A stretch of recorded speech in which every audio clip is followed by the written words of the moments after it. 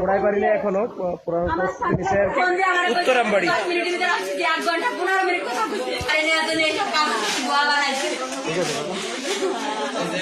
দেখেন আপনারা একটু পিঠে দাম দেন, পিঠে দাগ দেন, সুস্থ মানুষ ফোন দিয়ে 1 ঘন্টা 15 মিনিট কথা কইছে। এই দাগগুলো করতে আসলো তো বাইতে নাই, ওর মার একটা কথা কর সুযোগ থাকতো না বাইতে থাকি। কি হয়েছে বলেন? পাঁচটা সময় বলতেছে আমার স্বামীর এই যে মারিয়ে ফেলাইছে।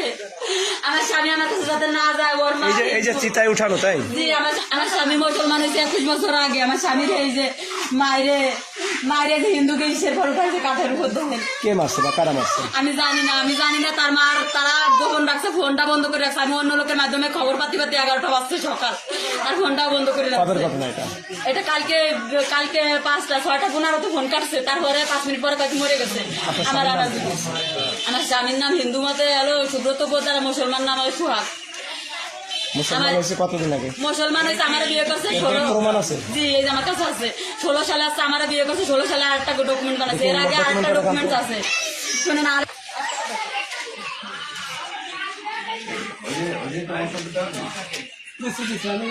তাজমিন, সে আমার বিয়ে করছে। আমার ঘরে একটা 9 বছরের ছেলে আছে।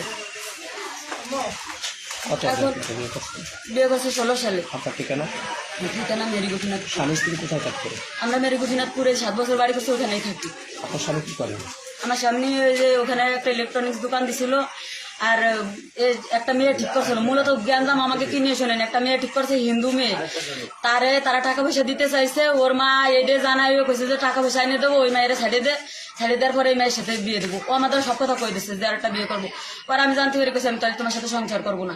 তারপরে আমি আর কই তুই ডিভোর্স দিতে, তুই আর আমি মিলে ডিভোর্স দিয়ে দেবো, তোর কাছে আমি কিছু চাই না, তুই আমার দেওয়ার মতন কোনো ক্ষমতা নাই, আমি কিছু দিতে পারবো না। পরে আমি কিছু না, আমি মানতে পারবো না। পরে একটা বয়া কাগজ বানাইছে, ওর মার কাছে সেই কাগজটা আছে। আমার খালি কইছে যে আমি তাহলে তোর ডিভোর্স দিয়ে দেবো। সেই কাগজটা আমি নিজে সেই কাগজটা কেমনে, আমি তো ডিভোর্স দিইনি, কি করে বানাইছে সেটা ওর মা জানে আর ও জানে। কিন্তু আমার স্বামী যদি আমার ডিভোর্স দিয়ে থাকে, আমি ডিভোর্স দিয়ে থাকি, রোজার মাসে যে ইফতারি দিয়েছি, রোজার মাসে ইফতারি নিজে মাথায় করে নিয়ে যে মসজিদে নামাজ পড়ে ইফতারি দিয়ে সমস্ত মানুষকে খাবার বন্টন করছে, সে নিজে যাইয়ে।